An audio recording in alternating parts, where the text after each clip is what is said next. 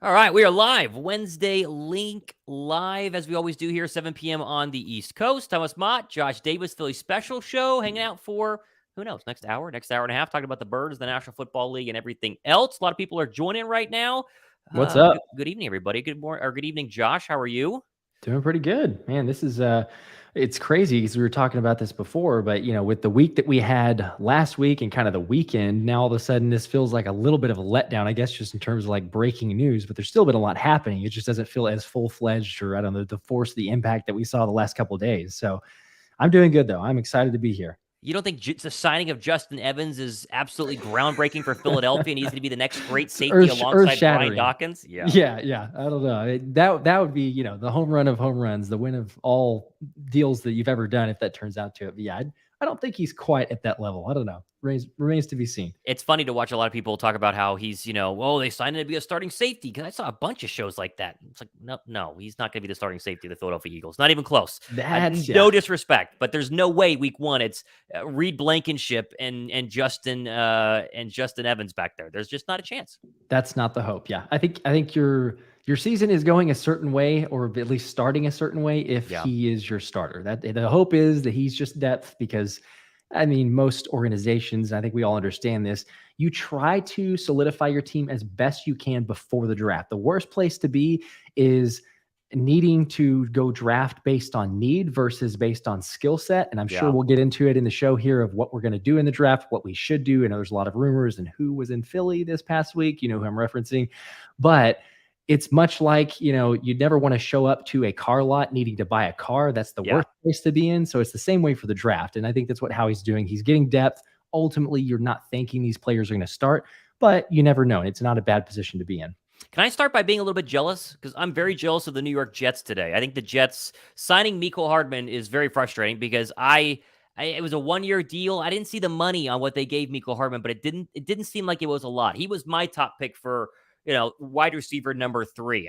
You just blew my mind that the Eagles would not even take a look there. But maybe he's too expensive. Maybe we don't have money. Who knows how much cap space the Philadelphia Eagles technically have right now? I've seen anywhere from $500,000 to $17 million, depending on if the Darius Slay restructuring happens officially and if the Lane Johnson restructuring happenings. And then to be even more jealous, how about the Cleveland Browns trading for Elijah Moore a couple of minutes ago, or hour and a half ago? Mm-hmm. That was another target that I thought, you know what? Why not just make a phone call, throw him a 3rd-round draft pick, bring Elijah Moore down. But I think they got a 2nd-round draft pick in return, which might be a little bit too much for me. I think it's asking a little bit too much. That's a steep price. I agree. And Zach had it here, the $6.5 million for Mecole. So I don't know. It's a little steep for what you're looking at. But again, I think that the shocking part was that Josina Anderson was the one who said that Elijah Moore is not being traded. He's not on the market. The Jets are not open to it at all. And then we see it, but that's what we get on free agency, right? I mean, most of the time it's, hey, this is not going to happen. And then, well, go figure. You see something else. But yeah, I was with you too. I was kind of like, oh man, this could be a potential. You see the contracts, how he's not going to do that, especially if this was, let's say, fast forward, let's say this is the 2024 offseason. Right. I think he would do it because you got 2024, you have 12 draft picks. So you got enough equity in it to say, yeah, let's waste one and get someone like one of those players. But this year, obviously, we know we have a very select amount of draft picks, and 2 of them are 7th rounders. So you kind of don't even count those. So I think, the asking price was a little too steep to go there. Welcome, everybody, into the chat. We almost got 100 people watching. Make sure you like the show. That way more people can find us right now. Go through quick questions here, and then we'll keep going on what's going on. Dhop would be so good, but I bet he'll be pricey. That's one of our topics here in just a second in terms of the price of DeAndre Hopkins, because he's going to be traded any day. I thought he was going to be a Cowboy, honestly, until they traded for Brandon Cooks. I was like, thank goodness that didn't happen, because DeAndre Hopkins is very good when Kyler Murray's not throwing him the football. Des says, thanks for keeping us up to date with the latest Eagle news. God bless you guys. You're welcome, Des. This is what we're here for. Zach, of course, covered it. 6.5 for Mecole. Like you said, just at $4 million, I think Howie would have done it. 6.5. He doesn't want to spend more than, $3 or $4 million on anyone not his internal free agents. Has he given out a contract worth more than that yet this offseason? No, basically not. Nope. Not really. Browns are getting a 3rd-round draft pick too. Yeah, I think Howie still wants to keep that 2nd-round draft pick. That's why he didn't make the move for Elijah Moore. Any more questions? John Johnson, the safety still out there? He is. And here you go. We are drafting Bijan. Josh, I'll let you pick. You want to talk about Bijan Robinson flying to Philadelphia or talk about DeAndre Hopkins? Although we both covered Bijan. Let's just, you know what? I'll make the executive decision, Bijan Robinson, because I was going to say, the picture, flying to Philadelphia. The one thing that people seem to be lost with the whole flying to Philadelphia thing, Bijan's not posting everywhere he's going.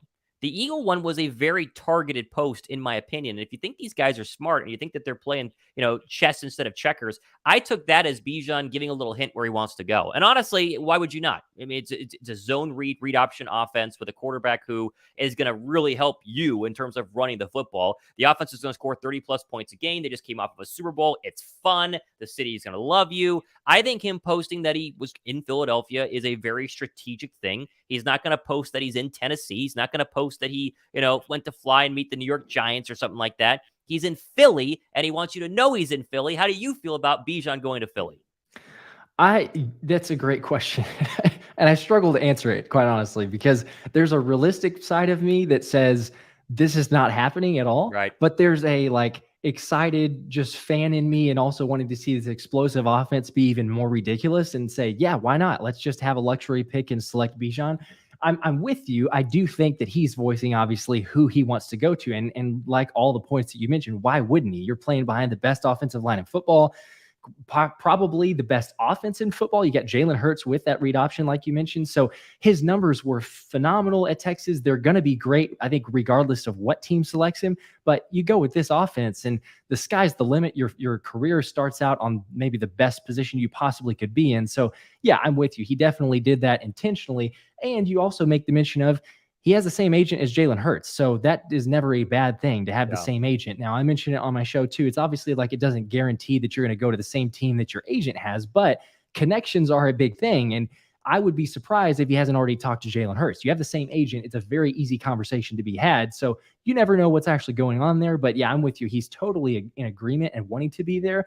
For me personally, though, as much as I would love to see him, I just don't think it makes sense. Like we talked about kind of in the open, that you don't have enough draft picks for me to say, go draft running back in the first round. And I know that, and I kind of agree with Philly 500 on Twitter today. I'm like, I'm coming around to the possibility of making this acquisition or making that selection in the draft. Yeah. But at 10, it still feels so steep. If you could trade back and maybe get another draft pick, even if it's like in a second or third round and maybe select him 18 or 19. I don't know what team wants to trade in that position.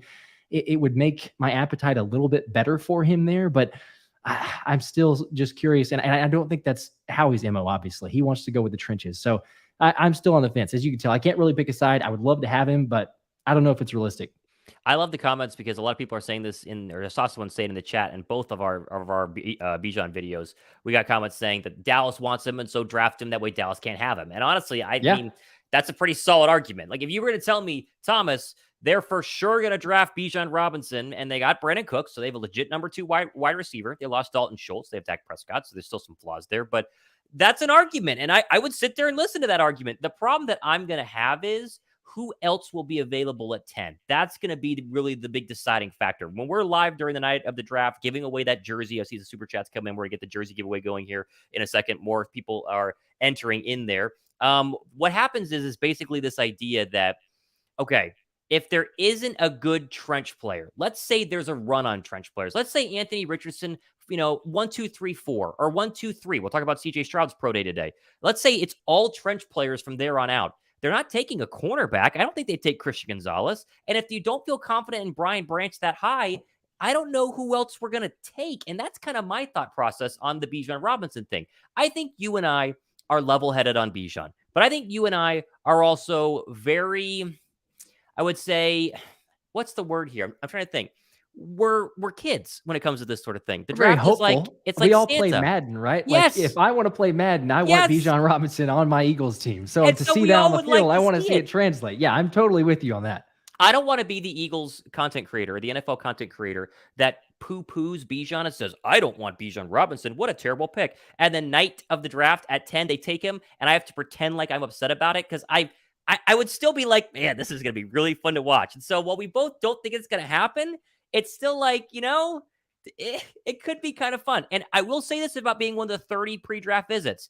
You only get 30 of them. And a lot of times pre-draft visits are for later round draft picks because you don't really get to know these guys. Like we know who CJ Stroud is. We know who Christian Gonzalez is. We know who Bijan is. But do we know who fourth round running back is, fourth round pass rusher is? To me, that's when you're bringing people in. And the Eagles have done that a lot recently. The fact they spent one of a limited 30 on him to bring him out to Philly means that there at least has to either be some real interest there, or they're hoping someone wants to trade up for Bijan Robinson. That way, Howie can trade back, which is a whole different conversation. So, okay, lots of jersey giveaway entries, some big ones in here. You guys really want this jersey. So, those of you guys joining us who do not know what is going on when people super chat, you are having basically a free entry into our Eagles first-round draft pick jersey giveaway. And all you got to do is drop a super chat between now and the draft on any of our live shows. $1 is one entry. So $5, 5 entries, $2, 2 entries, $50. I see you, Tyler, in 1 second. You obviously get 50 entries. And how it's going to work is we're going to check to see who's subscribed to both of our channels.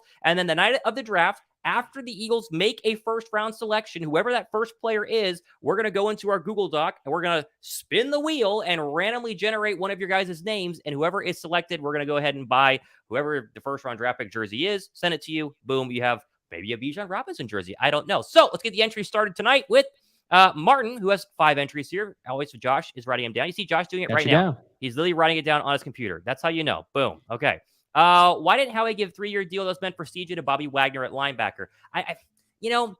Wagner's interesting. We'll talk about Nicholas Morrow in a second, or Nicholas Morrow. I think Morrow's a great signing. I think that Howie sees Wagner on the very tail end of his career. And Howie just re-signed a bunch of aging Eagles, which Josh talked about on his show, I think today or yesterday. Yep, and today. So there's a couple of Eagle people out there, who are upset that Howie's gone too old. And I think adding Wagner would just further age this defense. Now, I would still sign him for the right price, but as we talked about with Mecole Hardman, $6.5 million, that's probably similar to what Bobby Wagner wants on a final contract. It's probably just too expensive, in my opinion. Morrow is dirt cheap. I mean, literally pennies on the dollar for a guy who had like 122 tackles. Yeah. He had a career year, and this is what we've been talking about. You see the trend, the theme that he's going with the Justin Evans, Greedy Williams, Nick Morrow. Like, those are guys, very low risk, high reward potential. Some, or most really, I guess you could argue, have all had injury problems, even Rashad Penny. But these are guys that, if they're healthy, they've played very well, and they've been scouted, very high draft picks. So I'm excited to see how they play there, but I'm with you. Yeah, the reason that he didn't go that option, I think, is he's already got some older players, but you're really hoping to sign some to a long-term deal. And the more that you do of this pay in the present to mortgage the future, it eventually hits you. You have to eventually start being, oh, well, now we've got more holes to fill because we have so many one-year contracts that are now up for renewal. So now what do we do? So he's looking long-term. I think Bobby Wagner would be great, but it's just hey, we're going to sign it for a one-year deal. And I don't know if he's actually willing to sign for that. So we'll have to see. Plus, you're obviously always asking the question, where's the salary cap? I think I saw a report where like, what, 13 million of flexibility or room now with a chance for another 25 million. It's going to be interesting to see what they do, because I think AJ Brown and Hassan Reddick are the two options that Howie can pick up. I'm surprised he hasn't done it already. Yeah, Lane Johnson, the restructure too. But I'm surprised we haven't heard the official news. I thought that would be like a very quick, maybe not with the Lane, just because restructuring is always weird, but the options to pick up on Hassan Reddick and AJ Brown, it seems like a given. I mean, everything that I can read and put together, it's like you save an extra 25 million by picking it up. So maybe he's just waiting till the last second. He's got a couple more days to do it, but I would have just thought it'd be taken care of immediately. I totally agree. I totally agree with everything that you just said there. Donatello Dragon, he is going to win the jersey, is what he says. Obviously, he thinks. Jersey. I know he did a lot of super chats last live stream, and again, every single dollar you do adds more, and it will be weighted in when we do the drawing. So the more entries you have, technically, the higher the chance. So up to 10 entries now. Yeah, he's up to 10 now with the 2. And then we have the biggest entry yet for our jersey giveaway night one of the NFL draft. Tyler Wallace, who's watched the show a bunch. I recognize Tyler. 50 entries, which might be the leader in the pack for entries. He is. Yep. Good work, Tyler. You used to ask if your option is Bijan or O-line, go Bijan. Adding elite talent to an elite O-line. Match made in heaven. Doesn't Howie always say add a strength to a strength? He does say that. And I honestly would agree with you if we're talking about Bijan versus an offensive lineman at 10. But the problem is it's probably Bijan versus a defensive lineman at 10. And that's where you really just got to put your Howie Roseman hat on and go, what are you going to do, Howie? I mean, like seriously, what are you going to do? Can you imagine what the Eagles' big board probably looks like? Like the Eagles have everybody ranked right now. Do you think, guess where Bijan is on there? He's got to be down. It's got to be defensive line, offensive tackle, guard, pass rusher, outside line. Like, it's got to be all these guys. And it's not even guys that are going to go in the first round that they probably have marked as second round guy, first round talent, higher than Bijan Robinson right now. That would be my guess. But again, Howie also could have looked back at this Super Bowl and said, you know what? If we had a superstar rushing attack in the end of that game, not to say that they don't, because I thought they were fine rushing football this year, but maybe Howie goes, you know what could really make a difference this year? Defense might be a little bit worse. Running the football down people's throats even more than we already do. And he just says, you know what? Screw history. I'm going to take a running back. And then we all go, oh my gosh. And we all buy Bijan Robinson jerseys. So I don't know. Keep the defense off the field. I'm with you. I'm telling you, the fan in me, the kid in me would love to see Bijan Robinson. Don't get me wrong. If we draft Bijan Robinson and we give away a Bijan Robinson jersey, that would be the best outcome, the best scenario, in my opinion. I don't think it's realistic, but the excitement to see him in the offense, yeah, it's absolutely what I would want to see. But again, you go back to Howie. I want to, the side of the argument that I keep telling myself is, okay, it's one, what do we know about Howie? He doesn't value the running back position. But two, he did do an interview at the combine where he said, you can't repeat yourself. You have to always be evolving. You have to be ahead of the curve. So I'm like, is that him saying, hey, like, expect some changes? Because he never ceases to amaze us, right? He does things all the time. It's like, wow, I didn't see that coming, or what is he doing? And all of a sudden it turns out to be phenomenal. So I don't know. Maybe that's me just holding out hope and making something that isn't actually there. But I'm telling you, I'm getting more excited with this anticipation. I know we still have a month away to go, but the idea of Bijan would be phenomenal in this offense. What number is he going to wear? Like what number jersey are we going to give to somebody who enters our little giveaway? Is it 25 or 5? I've seen drawings of him in 25, mock-ups of him in 25. 5's kind of sick though. You know, I like 5. 11, 6, 1, 5, all there in the offense. I don't know. I like the single digits. If I get a preference, and I would imagine he would probably stick to that just because he was obviously 5 at Texas. But if I get a preference, I like the single digit thing. All right, Tyler, you got 50 entries in for our jersey giveaway. Again, night 1 of the NFL draft. There's going to be more stuff to give away, which is something we're going to talk about on the next live show. We got some pretty fun stuff planned. Okay, it's sitting right over here, but I can't show it yet. Next week, I'm going to drop something I'm very excited about. We're going to give some of that away. So your entry might not win you a jersey in the end, because only one can, but it might win you something else. So let's just say that. Let's see in terms of some questions here. Everyone give the show a thumbs up. 58 likes right now, almost 200 people watching. Make sure you give the show a thumbs up while you're hanging out and chilling, and ask questions multiple times, because there are times that I miss them because I'm trying to scroll through here and talk about this stuff. Smitty Eagle says, would you be okay trading back, getting more draft capital, and take him at 13 or 15? That would be the ideal way to take Bijan Robinson, because you go from 10. Let's say someone really wants Will Levis, right? A run on the quarterbacks has happened. Somebody's missed out. There's one quarterback remaining in the first round. It's Will Levis out of Kentucky. You know, you're sitting there at 10, and you can go back to 15. And if you go back to 15, you still get Bijan Robinson. It means you probably picked up a second-round draft pick this year. You have 2 seconds and a third. I mean, you could get some serious players there. The problem is, what happens if you go back to 15 and Dallas goes to 12? Then you're like, okay, well, we're screwed, you know? So That's the fear. That's the idea, but that's also the fear in trading back. Because remember, Philadelphia, they did a great example of this last season whenever they moved up to get Jordan Davis ahead of Baltimore. Baltimore wanted Jordan Davis. All the reports said they wanted Jordan Davis, and they were sitting there going, oh, he's one pick away, and then boom, Eagles are in. They take him, see ya. Like, that's how the draft works, and why it's so stressful for these guys trying to figure out where they need to be to get their guys. Because if you sit and wait, someone could fall to you, or someone could not fall to you because they jumped in front. Yep. And like you mentioned at the open, like what we talked about, there's the excitement of taking someone just so that the Dallas Cowboys can't have him. Obviously, Bijan would be phenomenal, but all the reports and everything else that I'm seeing too is Dallas is not going to trade up ahead of 10. So it's really your pick and your choosing. So the idea that the Dallas is, and I'm sure Dallas is probably sitting there, right? I mean, if you're Jerry Jones and you know, thinking about, okay, what are they actually going to do? You're probably telling yourself, there's really no way that the Eagles are going to take Bijan Robinson. So if we want him, we can have him. And if Howie were to shock you and take him, I'm just saying, the idea of seeing them squirm in the situation room in Dallas would definitely make me very happy. We did it with Dallas Goedert, right? That was a draft pick in front of Dallas to take Dallas. It worked out well. I always wonder how much espionage goes on in terms of the NFL draft. How much spying can you do? Can you try and figure out people's big boards? Can you talk to area scouts who see the big board and go, who do you guys have at number one? I don't know. It's probably a lot more than we realized. Ohana Means Family, who is a friend of the show, he's been on a lot of these live streams. Would you guys draft Kalijah Cansey at 10, then trade up from 30, leapfrog Dallas, and draft Bijan? I think you do the opposite. Unless Cansey's going to really vault up draft boards, which he might be. And Josh had a good show on Cansey a couple of weeks ago. Cansey on some draft boards is 30, and Cansey on some draft boards is like, I don't know, 12. I didn't see Mel Kiper's new one today. I was going to look at it tomorrow, but I would love to see where Cansey is on Kiper's new draft board. The thought process right now is that Cansey would be a more of a later first-round draft pick. So you could take Bijan at 10 and then maybe sit there at 30 and take Cansey. But my guess is he moves up and it's something, 18 to 21. So maybe you go from 10 to 12, get Bijan, use that additional second to come up from 30 to go to 20 or whatever and take him. I don't know. But I think Cansey's a name that all Eagle fans who understand what Howie Roseman likes to do have circled, including Josh, just understanding that he is maybe the next great interior pass rushing defensive tackle. Massive difference. Jordan Davis is not a pass rushing defensive tackle. He's a run stopping D tackle who can get pressure. Fletcher Cox and Aaron Donald are pass rushing defensive tackles who obviously stop the run, but they go get the quarterback, and you're getting that out of Cansey. Yep. And you mentioned there, I did a show on Cansey. Mel had him actually mocked to the Eagles at 30. That's a home run if that happens. I agree. I think he's more right now trending towards like the low 20s, maybe even the high teens.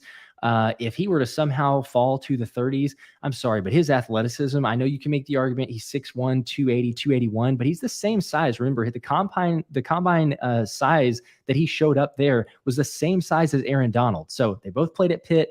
I know that there's a lot of these arguments of, hey, he could be the next Aaron Donald. You never know. And I'm not saying that's a generational type of player, but I still think that the ceiling is very high for Cansey. So I would be all for it. I keep saying it. He is one of them that I would be super happy if somehow he fell to 30. But I really think the only way possible is to trade up from that 30th spot. I do think he's probably too early at 10 because like we've mentioned on several shows, there's still the possibility, and I don't know that I'm really on this, or I guess on this boat right now, but there are some people that if Jalen Carter were to fall to 10, you take him at that spot. Obviously, just his talent level. I know there's a lot of other issues off the field, but there's that. And like you mentioned before, if quarterbacks start getting taken off the board, definitely 3 will most likely go off the board. But my hope is that Will Levis, somebody takes a flyer on Will Levis in the top 10, because then you're practically picking 6th spot, because it's not like we need a quarterback, obviously. So you get the pick of the litter of really who you want at that point. So I think Cansey's a little too early for that. Would love to see him at 30. For the Eagle fans out there that do want defensive line over running back, if I told you right now you would get Bijan and Cansey with your 2 first-round draft picks, every single Eagle fan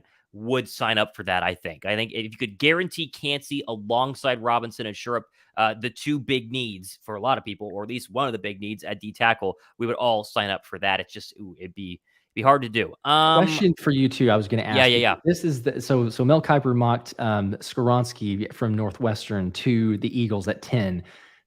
To me, I know that offensive lineman is a very boring pick, especially at 10. First round, you're hoping to get someone of maybe more magnitude or star power or whatever, and that's just essentially drafting a backup. I mean, maybe he played his way into becoming a starter at one of the roles, but is that something that you?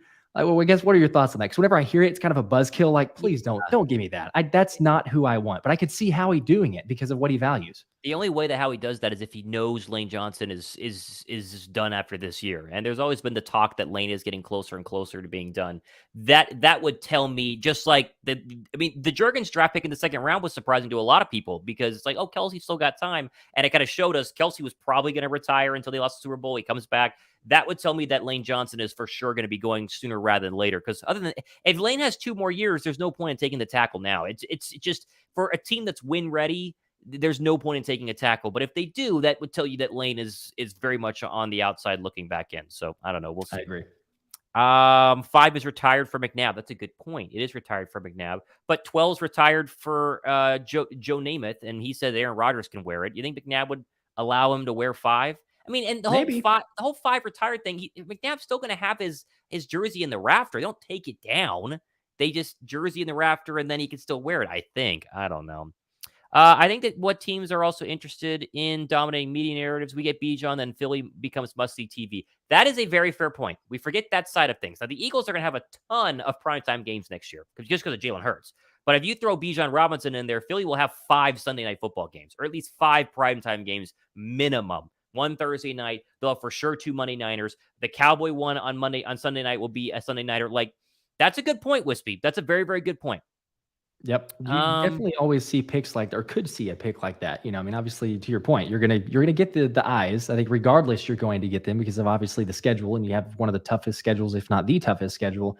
But yeah, you're definitely gonna get a lot of, I think you already have must-see TV, quite honestly, but you add Bijan and it's I don't know, dare we say the greatest show on grass? Would it be not turf this time? But you never know. I mean, seriously, and again, I think I say this once a live show. We have our biases based on what's behind us, but if we could take them off right now and put them down, ask yourself, is there a better offense in the entire National Football League than the Eagles' offensive line, which has 4 legit starters, and you could throw Jurgens in to make it 5? Probably the best receiving core in the National Football League, at least top 3 if you want to be a hater. Jalen Hurts, everyone loves him. And then Dallas Goedert, and then throw in Bijan Robinson. Would there be an offense better in the National Football League? No. There can't be. There is not. So, oh man, we talk a lot about Bijan Robinson for 2 people that don't think that they're going to draft Bijan Robinson, but we'll see. Because we'll kind of hope that they do. I know, secretly. I'd probably buy a Bijan jersey. Like, honestly, I'd probably buy it. Yeah. Speaking of the Bijan jersey, those of you guys just joining us, just hit 200 people watching live. Be sure to give the show a thumbs up. If you want a chance to win, maybe Bijan Robinson's jersey or an offensive tackle's jersey. Who knows? Jump into our jersey giveaway. People have been donating and entering all night long. So, of course, all you got to do, drop a super chat between on this show or any of our other Wednesday Linc lives the next couple of weeks here before the draft. Each dollar gets you 1 entry, so you could really enter $2 to get 2 entries, or you can answer 50, 100, whatever you want to do, and we will pick somebody from our list who is subscribed to both of mine and Josh's channels to win the jersey night 1 of the draft. Josh and I will be live the entire night for night 1 and probably the entire night, no, for sure, the entire night for night 2, and we're going to be giving away a lot more than just a jersey, but jersey for sure, more stuff to come. Jump in on that during the live show right now. Okay. Between Carter and Bijan, I hope Bijan, I don't want to draft Albert Haynesworth. Boy, Albert Haynesworth comparisons for Jalen Carter. Interesting. It's interesting. It's not necessarily, a terrible thought, because Haynesworth's problem was not that he wasn't skilled. It was that he didn't really care, it seemed like. And you can make the argument Carter's doing the same. Did you see that? I saw tweets saying Carter's trying to tank his draft stock so he can be an Eagle. What's your take on that? I mean, that's the most ridiculous thing ever. It's hard to do. I get that you want to play for a specific or some certain organizations, but I'm sorry, when you potentially have the chance to be drafted 1 or 2 on the draft board, you're not saying to yourself, maybe I can go out there and show that I don't have really the full work ethic or the complete head, being in the game or the mental toughness or anything like that, so that I can fall down the draft. That's not what you're doing. You're wanting to maximize your payday because there's so many other options out there, and you're just trying to get drafted by a team. Hopefully it's one of them that you want. I think the difference, and we did mention Bijan Robinson, obviously kind of voicing probably who he would like to play for. But again, the difference is Bijan Robinson realizes he's not going to go in the top 5, probably not even in the top 8 or 9, maybe 10 if the Eagles take him. But he's not going to go that high. So sure, he can be tweeting out or saying, oh, I'm in this city or whatever. But Jalen Carter, no, you don't have that ability to. I think that's the most ridiculous thing ever. You should be trying to get it drafted as high as possible, putting on the best show that you can, and not having any of these red flags. So the Albert Haynesworth thing, that's interesting. Again, like I've said, I'm still kind of on the fence. I know that Jalen Carter is a great talent, or from the tape and everything that we've seen, obviously watching the Georgia games and everything else there. But the more red flags that keep popping up, I'm like, you know what? It might be better if a team just selects him right before us and we don't have to deal with that question. You're going to know very quick on draft night what people think of Jalen Carter, because he should go in the top 6 based on talent. If he falls out of the top 6, falls out of the top 7, there could be a Laramie Tunsil type drop of this guy just free falling all the way down. Let me ask you this, and we'll go to more questions. We've got a lot of questions here and a lot of really good ones tonight. Let's say there are 3 players on the board. Okay. You have your pick of these 3. Okay. One is Bijan.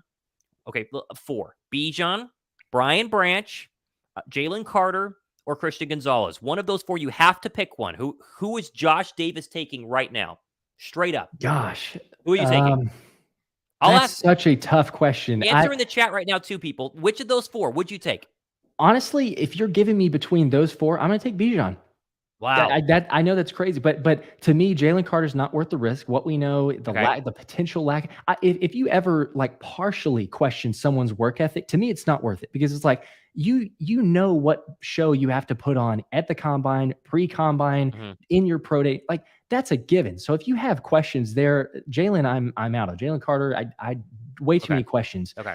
The Christian Gonzalez, I love. I think he's going to be phenomenal. But then you have to ask yourself the question at 10, really in the first round total, but certainly at the 10th pick in the first round, you're drafting a guy that needs to be a day one starter for sure, without Yeah. question. And as much as I love Christian Gonzalez, you did just solidify your defensive backs, or at least your cornerbacks, with Slay and Bradbury. I don't think Christian Gonzalez is coming in and going to be like, hey, I'm a full-time starter. You Right. could potentially try to make something work with, moving someone to a safety that I've heard rumors of, like, oh, hey, what if we did that? But that's kind of ridiculous because Slay is not a tackling guy and Bradbury's too good of a corner. So you're not going to do that. So it solidifies you more long-term. But I think you could look at it and say, you know what, 2024 is really the draft to solidify depth and long-term draft picks and things like that. So I think in this draft, if you're giving me those 4 options, and I know you mentioned Branch, but it's to me, it's too early to draft safety. Wait till 30. I know Branch may not be available, but there's other options. So you give me the option between those 4. Yeah, sign me up. Let's go, Bijan. We're starting to hop on the Bijan hype train here. We're calling this the Bijan Linc Live or whatever it It's is. left the building. Andrea 4, 10 entries into the giveaway. Obviously, our jersey giveaway here. So 10, mark her down. I think she might already be on there. Is she, or is this her first 10? She is. Yep. So we got 15 entries now. 15 entries for Andrea Ford. She wants a Bijan Robinson jersey, potentially. Boy, everyone's going to be really sad if it's, was it Stronsky, the offensive lineman, whatever his name is? Yeah. We'll get you. Hey, if they get Bijan with the second first-round draft pick or someone else, fine, we'll let you have your pick. Let you select out of the 2 that if they it's pick a in the tackle first at round. 10 and someone cool at 30, we'll let you get somebody cool. We're not going to be like, unless you want the tackle, it's your choice. Okay. So congratulations, Andrea. You got 10 entries. Donatello Dragon, I mean, just grinding away 2 at a time 2 here. more. Jalen Hurts, Bijan Robinson, and Kenny G. Powerhouse. 2 more for Andre. Although I did read her comment. No better offense than ours. But that right now you can make that argument. But you throw Bijan on there and it's like, I mean, who's better? Without honestly. a doubt. Yeah. Honestly. There's nowhere even close. And wouldn't it be fun? Again, I don't think they're going to take Bijan at 10, but a lot of people don't like the Eagles. A lot of people love Bijan Robinson. It'd be very fun to watch people have to be like, oh, the Eagles made a really good move. That's true. There. Think about it. You've got a lot of UT fans who are Cowboys fans. Yes. They've got to have the idea of like, gosh, do I root for him? Do I root against him? Like, that's my alma mater. Yeah, that's a good situation to be in. It did feel like whenever Zeke was a Cowboy, it was like, darn, like Zeke's a baller. He just, won a natty. And he was the best player on that team, and then he was a Cowboy, and you're like, well, I got to hate this guy for the next 10 years. So, again, 2 for Donatello Dragon, Jalen Hurts, Bijan Robinson, Kenny G, Powerhouse. That'd be interesting. Although the Rashad Penny thing tells me that it'd be a crowded backfield. How many carries does Rashad Penny get if they have Bijan Robinson? Not a lot. 4, 3 a game? Yeah, maybe. Not a lot. A game till he gets injured. Hopefully not, but we appreciate you guys entering into the jersey giveaway. I had said on Sunday's show, we did the C.J. Gardner-Johnson live one, I'll shave my mustache for $100 super chat, but I'm hoping no one does that because I want to keep it. But I'll go get the stuff and I'll do it live on the show. If someone does straight 100, I'll do it, but I don't want to do it. My girlfriend would be very happy, but I don't want to do it. I know someone who would be very happy for that. She's not going to do it. What do you guys think of the Eagles' most valuable trade assets? Do they have a valuable trade asset right now? Not really. I mean, no, you're kind of hurting for the depth as it is. You can't afford to lose anybody. You're not really looking and saying, hey, anybody want this particular guy? So if you want to say assets just out of anything, maybe your draft picks, but that's for next year. You're not trading any this year. So in terms of a player, though, no, I don't think you could afford to lose anybody. Paul Robinson says, I want Bijan so I can have a Kelly Green jersey with my last name on it. That would be sick. That'd be very absolutely sick. Those Kelly Green jerseys are dynamite. I cannot We'll probably give one of those away at some point after the draft when they make them official during like the season or whatever. I think. Yeah, I think so. Right before the season opener, maybe. We got to mark that down. We could. Write that one down. That's pretty good. Greco Cell said that all top DN prospects apart from Tyree Wilson are only good prospects, whereas Tyree is great. Wilson gets no love from Eagle fans because no one thinks he's going to be there at 10. That's the problem. If I was to enter Tyree Wilson into the question I asked Josh a couple minutes ago, he would take Tyree Wilson. But he might be, I mean, it's going to be, what's going to be interesting is this. CJ Stroud had his pro day today, and I wanted to talk about this. He looked great, but every quarterback looks good at pro days. You covered pro days. I've covered pro days. They all look good. No-name quarterbacks look good at pro days. It's all scripted. But there was also, I don't know if you saw this, Josh, on Twitter, of Josh McCown, who's the OC in Carolina. He's dapping up CJ and said something about like, when you get to Carolina, we'll get you something. They're talking about basketball courts or something like that. If let's just say Stroud goes 1, right? Twitter thinks Stroud's going 1 based on that. Okay, Stroud 1, Bryce Young 2. Texans are not going to, pull the trigger on Richardson. They're going to go safe, and the smart thing to do would be to go ahead and take Bryce Young. Then Richardson at 3. The Cardinals move back. Somebody comes up for Richardson, right? So there's 1, 2, 3. Then you have a very interesting scenario where you have the Colts, maybe still the Cardinals who move back a little bit. And obviously you're going to have the Alabama pass rusher, Will Anderson, go. So you kind of have this situation where Anderson goes 5. Maybe someone takes a swing at a corner at 6. Then you have still 3 more picks to get to for Tyree Wilson to have to drop down. And that's why I think most Eagle fans aren't talking about him, because they don't think he's going to be there. But NZ Philly fan, we all agree he's a monster. And insert him on this pass rush rotation.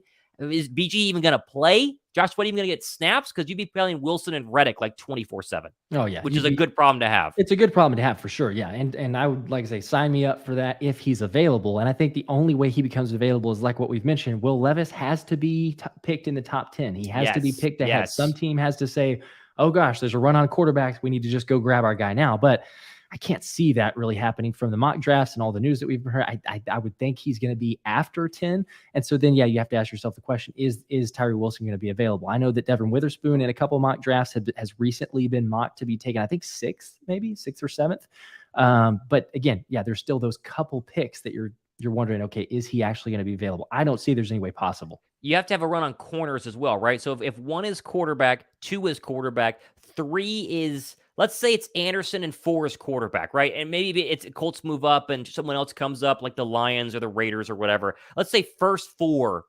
are first 3 are quarterbacks, plus you get Will Anderson, right? That means someone here has to get a corner, right? Seattle has to go tackle or corner. The Lions have to go tackle or corner, or I don't know what else has to be one of those two. You would have to have a run on tackles and corners here, and I just don't see that happening. The Falcons aren't going to pass on Tyree Wilson. There's not a chance, unless this is Baltimore, because they went ahead and signed Lamar Jackson. Maybe Baltimore goes for a corner because they need one more than, I would say, a pass rusher at this point. But there's a very big gap from 5 to 10 where Tyree Wilson is going to go. And that's why, again, we just don't talk about him that much, because this is a guy who's, everyone's saying, is an absolute freak and is going to be a monster out there. And freaks that are, nicknamed monsters don't go outside of the top 7. Yeah, absolutely. I mean, the potential, like you said, is through the roof for Tyree Wilson, but I don't see a world where he's available. If he is, it makes my choice very easy. You can forget the other 4 that you mentioned to me. I'm going to take him all day. Here's people answering when I asked them which of the 4 would they take. I got a Carter, I got a Gonzalez, a Carter, Bijan, Gonzalez, Bijan, Carter. I'm a Bijan truther, but it's Carter, Robinson. Yeah, see, it's mixed. Thomas, Josh, if you don't get Robinson, what do you think Gibbs? What do you think Gibbs will last round 2? Very interesting where Jahmyr Gibbs goes, right? Because there are obviously some running back needy teams that are sitting around here. Dallas is definitely one of them. You can make that argument. Obviously, we sit right here. Baltimore could always use another running back. Dalvin Cook's not getting any younger, but I don't think they'd spend 24, the Vikings, on him. But there are some running back needy teams. Seattle, talk about trying to hype up that franchise a little bit. Bijan Robinson makes some sense. The Bucks, you want to try to help out Kyle Trask? He makes some sense there. Like there are places for Jahmyr Gibbs to kind of plug and play here. I think if he fell to 30 and you were able to get Jalen Carter and Bijan and Jahmyr Gibbs, we'd all be fine with it. But I don't know if he's getting to 30, let alone round 2. That would be my guess. Yeah, I think it's a good point. I think it depends on obviously what's available and which teams have selected. So I think really what will establish, I guess, how long Jahmyr Gibbs lasts is how quickly Bijan goes. Because if Bijan goes super fast, then all of a sudden it's like, wait a minute, you got to get your running back. So it's going to dictate the market, I think, where Bijan goes. But I would be surprised too if he lasts maybe 30. I've seen a couple situations where he's available at that point, or even very early second round. But I think that's a steal if he lasts that long or even goes past that point. So I agree with you. I think it's unlikely, but it is. It's going to be dictated much like, I mean, let's face it. This is a lot of times like a fantasy football draft. So as soon as the first team goes out and selects, it never fails, but everybody's going picking their, running backs, wide receivers, quarterbacks. As soon as the first defense goes off the board, it's weird. But then all of a sudden you see the run on defense. It's like, wait a second, I missed the boat. So it's the same way. Once you get the position taken, then you're like, oh, well, now Jahmyr Gibbs is maybe going to get picked a little bit earlier. Luis just said, I think at 10 they go Van Ness due to Cox leaving next year. There's Lucas Van Ness is Iowa, right? I'm trying to remember where he's coming from. Iowa is another one of those pass rushers. Yeah, right, exactly. There's some interesting questions around him in terms of a pass rusher inside the top 10, but teams need pass rushers. And so Atlanta, again, sitting there at 8, could be an interesting place if Wilson goes. But Van Ness is another name not a lot of Eagle fans are talking about, who is defensive line, and Eagles love defensive line. Josh is a smart man, says Jonathan Harvey, but that was 10 minutes ago, so I don't remember what you were talking about.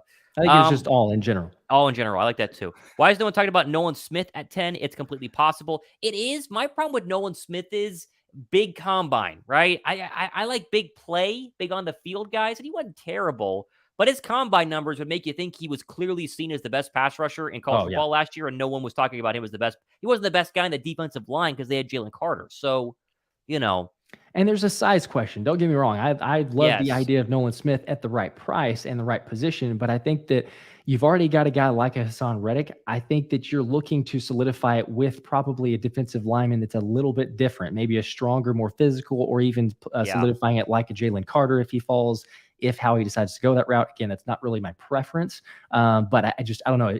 It doesn't usually work out super well if you have two really quick, speedy, but slight ends, because then all of a sudden you get schemed a lot on run blocking situations and you give up a lot of yards. So I don't know if that would be the right scheme fit, especially the fact that we already have Hassan Reddick. Nolan Smith feels like a middle of the first round talent. I think that's where he really needs to go. 15, 17, that's where I would think Nolan would go. But and maybe you trade back. You possibly do that. Trade back from 10, get him there. Also pick up another pick while you're at it. So that could be a potential. Yeah, I'm with you. Let's keep going. Questions here again. Be sure to thumbs up the show. Do we have 100 likes in the show yet? With 220 people watching, we got to have 100 likes. 88 likes. Come on, guys. Like the video. I would appreciate that. Real quick. You guys should do a mock draft together. That would be fire. You know what? We're gonna do that. We should do that. We will film a mock draft and we can alternate picks. That'd be fun. I'm down. Who said that? Ohana means family. Great choice. No one gets left behind, right? How do you guys feel about Anthony Richardson supposedly being one on the Panthers list? I think they're going to take CJ Stroud. After the pro day today, and either the Panthers are messing around. I think Carolina, there's a report in Carolina that the owner, Tepper, the richest owner in the National Football League, he likes Richardson, and Frank Reich likes Stroud. And so there's like this little bit of going here, but you take who the coach wants, not who the owner wants. Which is unbelievable. Seriously. To me, quite honestly. If we want to go down that rabbit hole of the trade and what all they gave up to get that number 1 pick, I'm shocked. If you don't have everyone on board 100%, that is your guy, and you give up your franchise for him seemingly. I mean, all the picks and getting rid of why am I drawing a blank? The receiver, DJ Moore. Moore. Hey, just Bears, take everything. We want number 1. I thought for sure it's like, oh, it's a given. They know exactly who they want. And then you see these reports of now it's mixed and Reich wants someone, the owner wants someone. That to me is just, it's terrible management. I'm sorry. You don't do that. To me, if you're Carolina, who had a great offseason, by the way, they got my guy Adam Thielen, who I wanted very, very well. And they have draft picks, obviously, in the later rounds. They can win that division year 1. If Lamar Jackson doesn't come to Atlanta, where I live, which there are talks, one of the final 2 teams, them and the Colts, they can win the division year 1 if their quarterback doesn't throw a lot of picks. And so you go get one of the pre-made, ready-to-rock guys this year in CJ Stroud or Bryce Young, and you're going to do just fine. Richardson is a big-time gamble. And if you miss on that, then everybody's getting fired. Everybody's getting fired. And so you could take somebody that could be pretty good, and the expectation is they both will in Bryce Young and CJ Stroud. Thomas, Josh, what are the chances how he moves up from 10? Very low. I don't see that. I can't see it. You don't have enough picks as it is. Mm-mm. Again, if it was a 2024 draft situation, Yeah. then maybe he's like, you know what, we've got plenty on the back end. We can make this thing up, but I don't see. You don't want to give up your first in 2024 either, which is possible what you'd have to do. Yeah. Yep. Please sacrifice Watkins. Okay, well, we're not going to do that. But I will say I'm surprised they've not replaced Quez Watkins. I am surprised. I thought the drop in the Super Bowl was the last, drop of the hat, if you will, in terms of too many of these. But I think, like Josh has said, money and too few draft picks has kind of forced them to keep him because he's on a pretty cheap deal. So, do you guys see and Quez maybe Watkins the thought is back? we'll go back to Bijan Robinson. If you're going to take Bijan Robinson, maybe the thought is, you know what, we don't really need a third receiver much as we might. Good point. It's a good point. There's too much Nelson Aguilar in Quez Watkins, in my opinion, because Aguilar's expectations, because you've seen you had to bring that up. Yeah, well, Nelson always had skills. He always had skills. And then I watched him because I used to do the Falcons postgame show here in Atlanta on the first Monday night or Sunday night of the season 2 years ago when Nelson had a wide open throw from Carson Wentz. It was a dime. And then he dropped the fourth and whatever Hail Mary. And I had to go on Falcons radio and pretend like I was happy because I wasn't happy. I had to do Falcons radio like, wow, the Falcons are so good. Do you see how bad the Eagles were? And I wanted to just jump off a cliff. I was so mad. I don't like guys that have the talent but drop passes, and that's what I see in Quez Watkins. Yep. Kazi, 2 entries in. He says, F the Cowboys. Boy, I almost want to double that because he said F the Cowboys, but we can't. Yeah. We can't say the actual F word because my girlfriend and Josh's wife are watching. Yeah. And Josh's little daughter could be watching, so we can't actually say the F word there, but we understand what you mean, and we agree. Let's say that. We agree. Dallas won't let him get to 30. Probably Bijan. Van Ness at 30 would be a great pick. Yeah, that's a little more where I would see Van Ness going. Miles Murphy. I've seen recent mocks have Van Ness at 10. I think that's way too early in my opinion. Very early. He seems to be coming up the boards a lot quicker, which is interesting because again, he was a backup at Iowa. And I know Iowa has the weird, what is it? They almost always play like the upper level classmen, even if it's like the lower, are not as good or maybe even better. But in that situation, apparently he was coming off the bench and he played really well. He obviously measured really well at the combine, but he seems to be rising in terms of draft stock. But yeah, I've seen a couple mocks that have him near 10. Greetings from Germany, Fabian Roche. Say that last name, Roche. I don't know if that's how you say German. I'm not sure how to, Guten Morgen, right? I took Rosetta Stone back in middle school. I took a little German. Speisekarte. Yeah, see, yeah, right. Yeah. That's about all I know from our trip to Germany. So that's about it. Josh flexing that he's been to Germany tonight. That's nice. What's up from Germany from Donatello Dragon? Chains, little Chains. Okay, I know who Chains is. Alshon Jeffrey jersey. If I win, where's Lauren? Chains is a USC Gamecock graduate, so he's a big Alshon Jeffrey guy. But he gets 2 entries. Chains, if you win this, I'll drive it up to you right there. He's asking where Lauren is. That is the $1 million question. That's an inside joke between two of us. I still don't know. I actually don't know to this day where she is. She's somewhere though. Chains gets 2 entries. Yeah, trust me. You don't want to know. Chains gets 2 entries here. If I could pull it up on my screen for the jersey giveaway. Where is he? Nope, that's not the right button. I can just do this the entire time. Josh is really small and I'm really big. No, here. Let's see. Where is it? Oh, there it is. There you go. 2 entries for Chains. Alshon Jeffrey got you jersey down. If I win. I'll go to eBay and I'll buy you an Alshon Jeffrey jersey for $2 right now, Chains, if you want. City Family checking in from Australia. Ashawn Robinson is still available. If not, getting Sue or Joseph, keeping in mind Howie needs D-line in the draft. Is Ndamukong Suh going to retire? I don't know. I feel like it's time, right? It seems like it's time. Or, we've seen this from other veterans where they really won't sign a deal. They kind of just remain available for half the season so that they don't have to play half a season and then get signed late. Maybe that's a situation. He wants to wait and see who a contender is and then get signed back and play. But I don't know. He's obviously up there in age, and I think he's getting very close. I just don't know if he's got another year in him. Yeah. And Linval on a super cheap deal, but you want to come back and beat your body up for a super cheap deal. Those 2 guys are guys that you sign midseason because they don't want to go to training camp. Exactly. Yep. My girlfriend just asked me who's Lauren, as if this is some sort of you got me thing. Yep. I'm in trouble. Thanks, James. You're in trouble. Yep. Not only the mustache now, it's something else. How about Jamar Guzman saying, Thomas, that mustache is weird AF, respectively. Is that my girlfriend's burner account? It might be. Weird, though. Weird. I got told in the last room I look like a state trooper, which it's cool, right? I think state troopers are cool. until they pull you over. Yeah, as long as you're not getting 80 pulled to over. 75. Yeah. You know what? It's March. It's Mustache March. I still have like 8 days left, and I might still rock it afterwards. I told you guys, if someone wants to donate 100 of their hard-earned dollars in one super chat tonight, I'll shave it right now, live on the show. I'll go get the trimmer and shave it live on the show, and I'll force 200 of you guys to watch that. But no one's going to do it, so I got to keep it. Are we going to sign JC? Am I an idiot? Who's JC? I'm assuming Jalen Carter. Oh, sign Jalen Carter? That can't be Jalen Carter. Who is that? Let us know, Cameron. Guten Morgen. There you go. There's a Go Birds from Fabian. Is anyone else watching from out of state or out of country? Is anyone out of country right now besides Germany?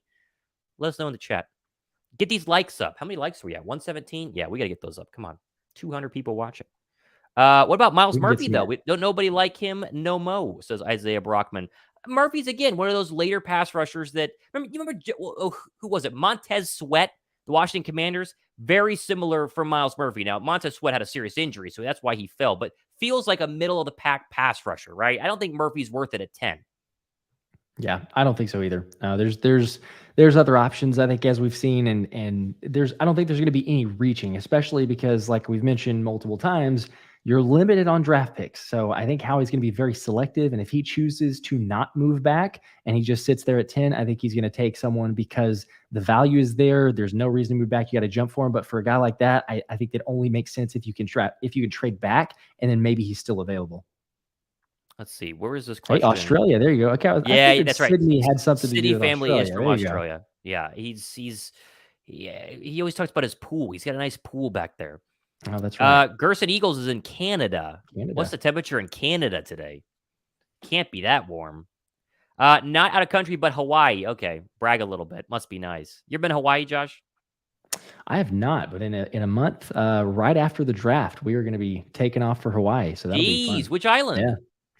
It's on Waikiki Beach. I don't exactly which island is that? Oahu. That's like the big one. Okay. You got to learn to surf on Waikiki Beach. Is the best place. Wow. It's very fun about that. Someone just said Niagara Falls, Canada. Columbia. You ever been to Niagara Falls? I've never been. As a little kid, I think. My mother can confirm that. She's probably watching tonight. I think we went as a little kid. I don't remember it. It's a fun place. Watching from Columbia. Columbia's CO. What's the CO? Is that Columbia the country? That would be out of state. It can't be Columbia, South Carolina, right? Mm-hmm. Yeah. It's the Colombian flag there. Okay, there you go. Oahu, says Andrew. Yeah, Eagles should get Kevin Byard. Dusseldorf, Germany. Boy, that'd be fun to go to. Okay, Byard's interesting, right? All Eagle fans want to reunite Kevin Byard with his former childhood favorite team, the Philadelphia Eagles, and former teammate A.J. Brown. And A.J. Brown, people tweeted him all the time. Victor Williams, one of the Eagle guys on Twitter, one of the great Eagle beat writers on Twitter, talks about Byard all the time. I just don't see them paying him $15 million a year. And again, he would have to take, there's a difference between taking a discount and taking like a discount. There's a 10% discount you get at checkout and then 50% off. Byard would have to pay 50% off in order to come be a Philadelphia. I would like to be an Eagle too. I would not want to play for the Dallas Cowboys. This is going to be a hot take. But if you have to be $20 million to play for the Dallas Cowboys or $2 million to play for the Philadelphia Eagles, I'd probably still pick the Eagles, but at the same time, that's a lot of big money difference. That's a big money difference. Okay, I can't say the Cowboys. Let me say this. How about you offer me $20 million to be an Atlanta Falcon or $2 million to be an Eagle? That's a big difference in money. Let's just say that, okay? Yep. I still might pick the Eagles, though. That was a bad example. I was wondering where you're going with that. So example. I think you saved yourself with the whole Cowboys argument. But no, I agree. It's the question is, are you taking a BG discount or are you taking a Fletcher Cox discount? Both were discounts, but one of those was a very team-friendly deal. And the other one was kind of like it was not really a huge difference in salary, but I see that one team is ready to win, one team is not. And the organization seems to be in shambles with the whole quarterback situation. So I'm going to just stay put. I think that's the difference. And I don't know that Kevin Byard, where he's at in his career, is ready to say, yeah, let me just go ahead and give you a 50% discount. Big discount. You know, if you don't understand the salary cap, or I should say salaries in the National Football League, let me move this screen on me here for a second. Google on YouTube NFL contract after taxes. You'll be shocked at how much taxes gets taken out for these guys making like a $5 million deal is obviously massive. I'm not saying I wouldn't take it, but they're losing like over half for everything that they got to give up in that tax bracket. And so when you talk about taking a $10 million discount, you're still getting whacked by taxes. It's a massive, massive pay cut. You got to get your bread while you can get your bread. That's how I see it. Like Boston Scott signing for 1.5 or whatever, he's getting like maybe, I don't know, 600 grand in the end when things come down to it with taxes. It's crazy. You got to look that stuff up for those of you wondering about money. Also, speaking, go ahead. I was going to say it's interesting too, and this is to get off on a totally different topic, but I had this argument the other day with a friend, and we're talking about, you mentioned the salary cap. So Jalen Ramsey goes from the Rams to the Dolphins. I don't have it in front of me, but I mean, I saw there was a massive difference in what he's making because of the state income tax. So that's another recruiting factor. I'm assuming, and I didn't actually look this up either, but the salary cap is the same for every team, right? It just seems like there's a disadvantage for the teams that actually do have the state income tax, because I can't recall what it was, but it was not a small number by any means of what Jalen Ramsey is going to make the difference from going to the Dolphins. So I don't know. It just feels like there's maybe a little bit of an unfairness to the teams that do or don't have that.